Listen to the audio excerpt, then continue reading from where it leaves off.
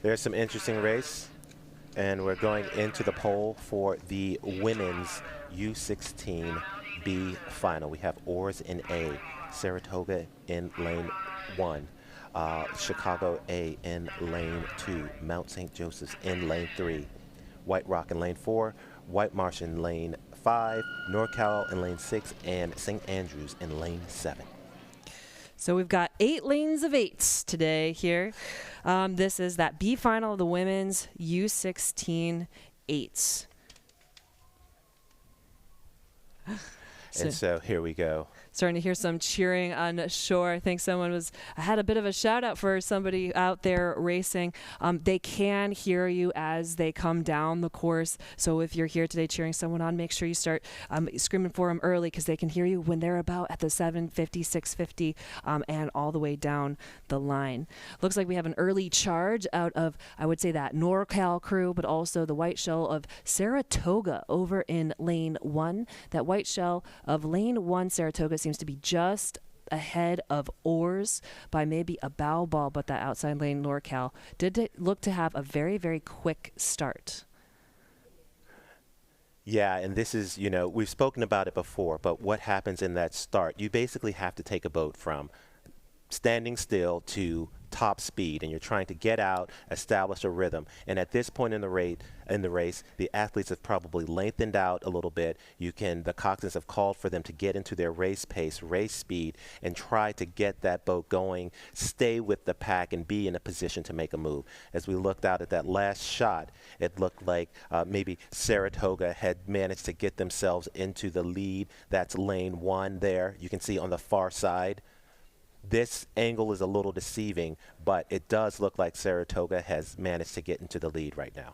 And we've got some programs who did very well in the B final in the 2023 Youth National Championships here in this race. Last year, White Rock took it away with with a 1-second lead over White Marsh. So perhaps those athletes are thinking about that last year's finish, but maybe necessarily not the same exact athletes in those combinations, but just trying to represent their program, trying to improve upon each year's performance.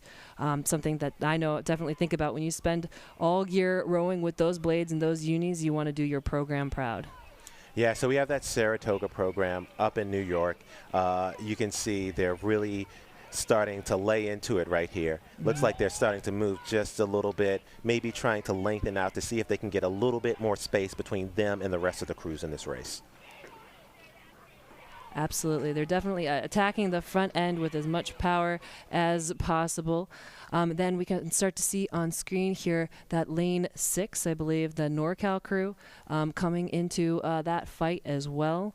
Yeah, and if we get another shot like that, you'll be able to see the connection that these athletes are making. Once they get that oar in the water, you can look at their lats and the hang that they're getting on that blade as they push and, basically move the boat through the water. Yeah, and I misspoke a little earlier. The white shell nearest us is actually White Marsh. Yeah. And again, that was that crew that placed second in the B final last year. Yeah. And we were talking about the pride and being able to have that be a motivating factor. I think that's coming into play here because we saw White Marsh was really moving on Saratoga, trying to pull level with them. Yeah, and, like you said, can you improve from last year? Can you start to move up the ranks?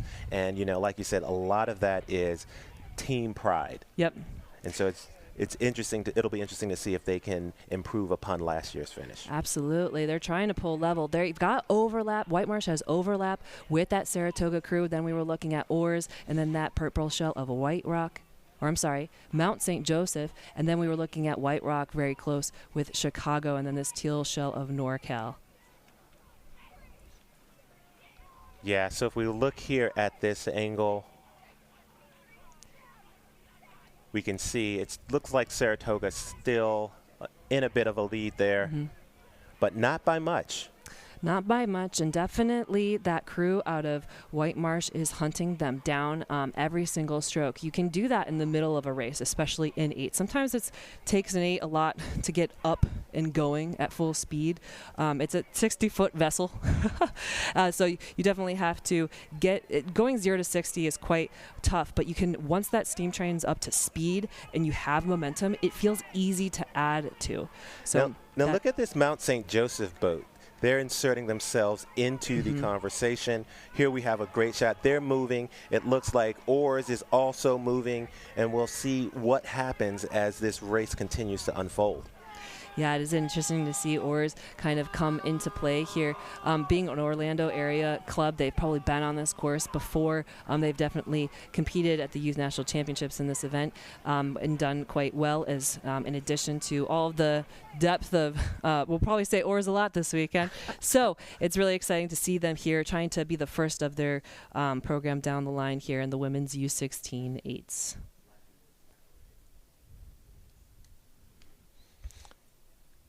So here, looking over, once again, this is not one of the angles that's best for figuring out what's going on in the race, but you can really see these athletes look like they're taking a move. They're moving into that extra tough last 500. You can look at their lats, look at the suspension they're getting, seeing how they're moving the boat. When are they putting their oar in? Is there backsplash? These are all of the subtle things that might be an indication of how well they're rowing, their technique. And, you know, it's definitely takes an eye for that as you get more into the sport. But, you know, those are the indicators of how fast the boat's moving.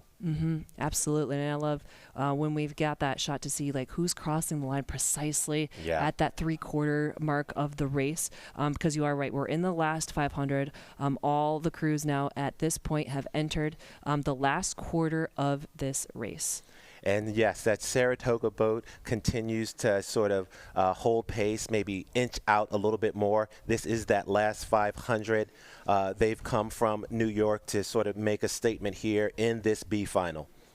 Yeah, looking at this fight here for the second place in this B final, it looks to be White Marsh kind of battling it out with Mount St. Joseph and Oars. Yeah. That, I think, is going to come all the way down to the line. And so Saratoga has moved into that last 250, and it looks like